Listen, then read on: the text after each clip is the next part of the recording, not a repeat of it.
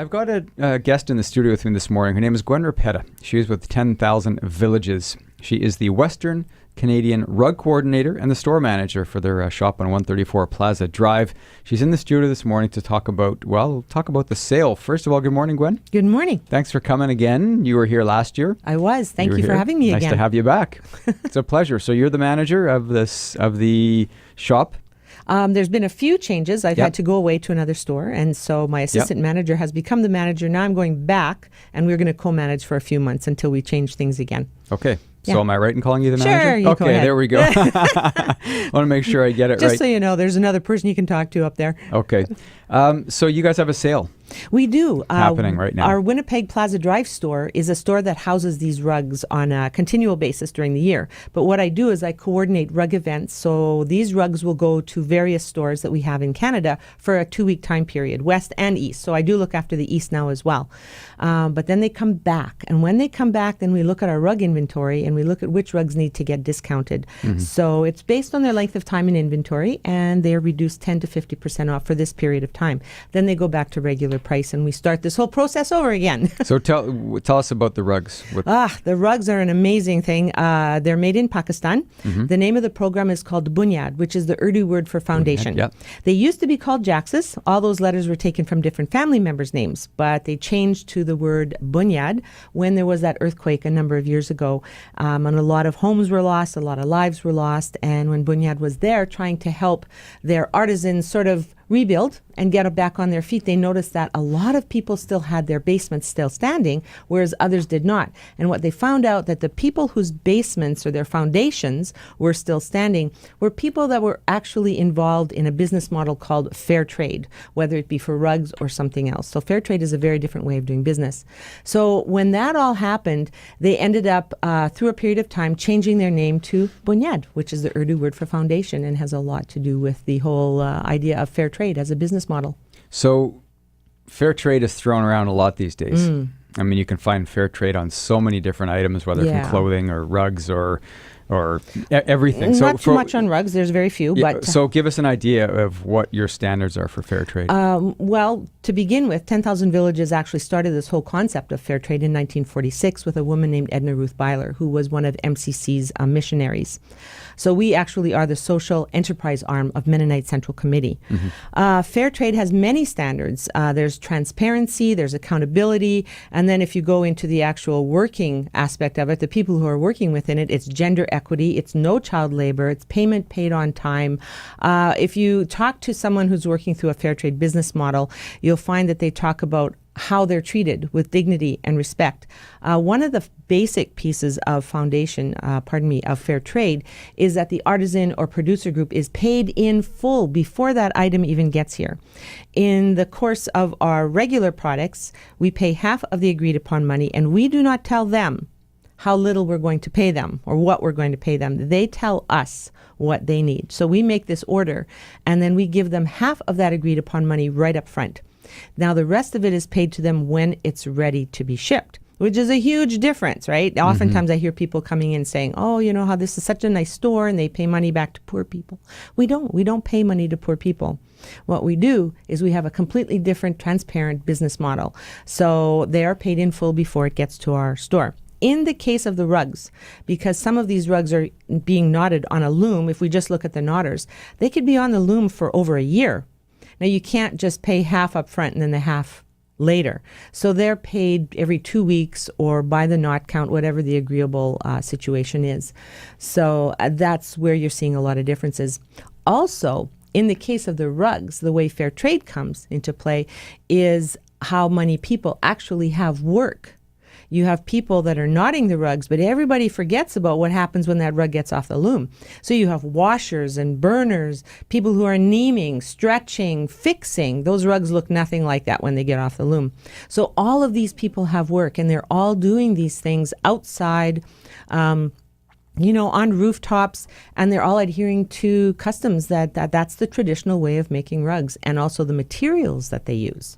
Huge difference between pounding in an iron nail into a wet rug and pounding in a stainless steel nail. If you pound an iron nail into a rug, which is what you're going to do when you're stretching it and trying to straighten it along a 2x4, iron nails are going to rust. right? So you use a stainless steel nail, and they're pounding those things in, and they run about $5 a kilogram versus the iron, right? They're going to be about $1 a kilogram. Wow. Yeah, so you're getting a better quality product right from the ground up. And that holds true for almost all of our products because everything is made by hand, and much like artists here, everybody wants to use good quality materials. So when you talk about the rugs, how many people do you have any sense how many people might be employed? With Bunyad? Yeah. Yeah, they have about 800 to 850 families that are employed. Families, so 800 within the families. There's more people, or are you just talking about 800 families?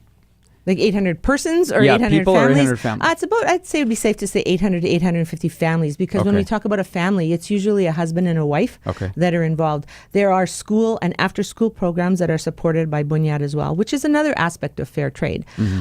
So children go to school. When I was out there, I had seen like 17-year-olds involved in the spinning factory, but that's no different than here, of course. There's nothing wrong with a 17-year-old having after-school work. I encourage that. Yeah, my son does. There you go. And he's 17. There you go. But if he's 10 years old and can't go to school because he has to, spin wool, that's a different issue and problem altogether. So, and these people live in tiny, tiny villages. None of these rugs are made in factories.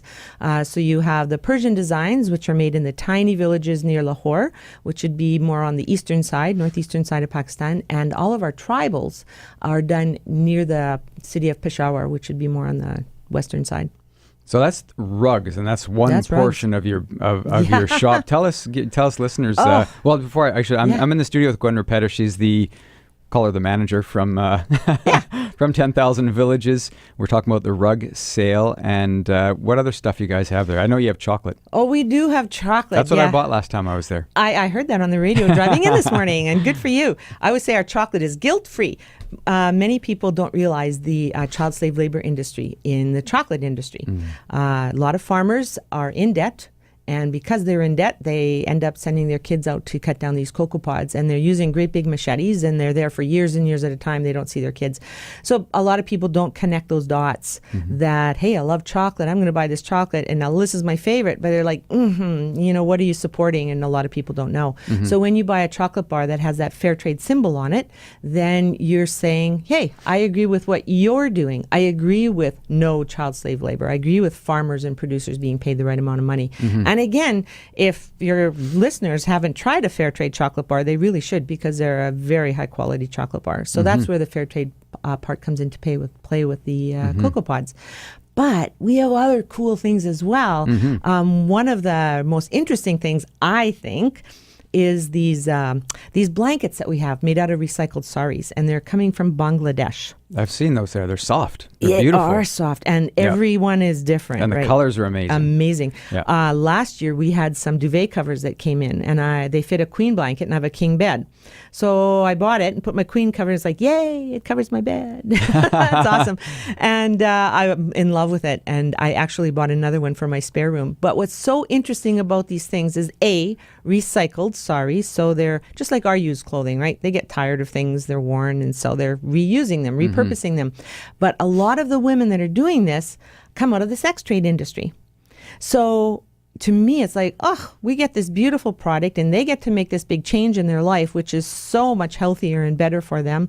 Like, why not? And they're spectacular. So, and then you can reverse them and they're different on the other side. It's like so much of a win-win situation on every level. And you have jewelry, you have some instruments. We do.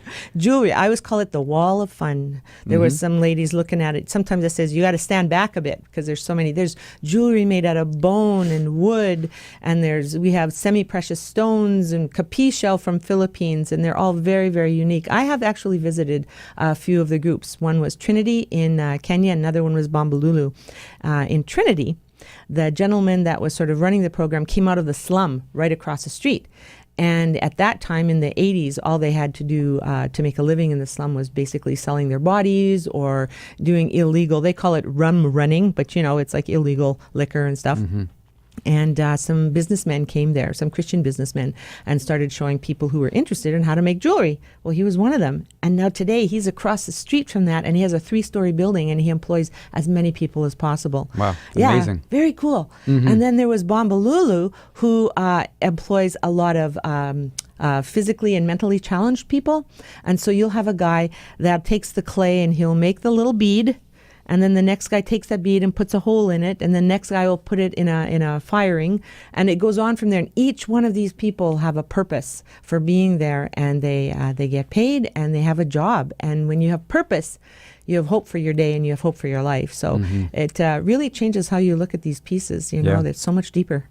That sounds, I mean, it's guilt-free shopping all around there for sure. That's exactly what I say. So if you want to get somebody a gift, get something for yourself, it's a neat way to do it, because you're giving somebody not just an item, but a story. You're also giving somebody, a working, living wage and, a change of life. Exactly changes right. A person's life for Sometimes sure. we don't think about the connections. We just spend our money, and we are in the luxurious position of having all this disposable income. Sometimes you think you don't. You do? I do? Where is that? I don't know where. Remember, I work for not-for-profit. I know exactly what you're saying. So, but, it's really quite different here than it is in a lot of these countries. And so we have the ability to make choices. Well, I'm not saying to feel guilty about it, but why not first off see if you're going to buy something, see if you can buy something that makes a difference. I can't necessarily go to Africa and build a well. Yeah, and also the difference is we don't have, I mean, it's not like we can buy directly from these people. There has to be someone in between. I mean, so. And we try to eliminate as many middle people as possible. So all of the groups we work with are direct relationships with these artisans. That's part of Fairtrade as well. You do have to be careful, though. There's some businesses that will not necessarily be fair trade, but they do say they work directly with these artisans and these producers. Just in May, we were visiting with a gentleman from Indonesia, and he was there. Well, there's a lot of beautiful wood products and furniture that comes from there. And so I asked him about that. And we had a bit of a discussion, and he said, a lot of these people will come in, they say they're working directly, they come in, but payment isn't on time, or they try to underpay, but they're working directly with them. So fair trade is more than just a direct relationship, which of course we, certainly do and ensure that happens. But there's a lot more to it than that. Sounds like it. Yeah. Thanks you for coming in, You're Gwen. welcome. It's a pleasure. Been in conversation with Gwen Repeta from 10,000 Villages. They're at 134 Plaza Drive, which is sort of behind, there's a dollar store, and just you have to go hang a left off of Pembina. MCC building. In the MCC building, just down Pembina. How about that? Yeah, that's pretty good. Towards Bishop Grandin, right about there. That's the store that has the rugs. We That's also the have one that another has one the rugs. at 963 Henderson that has the other products as well. And they have a website, 10,000villages.ca. Perfect. As well. So Gwen, thanks. When is your rug sale on again, Till? July 7th to the 22nd. Okay. And then they move on. Next couple of weeks. Thank you. All right. Thanks, Gwen.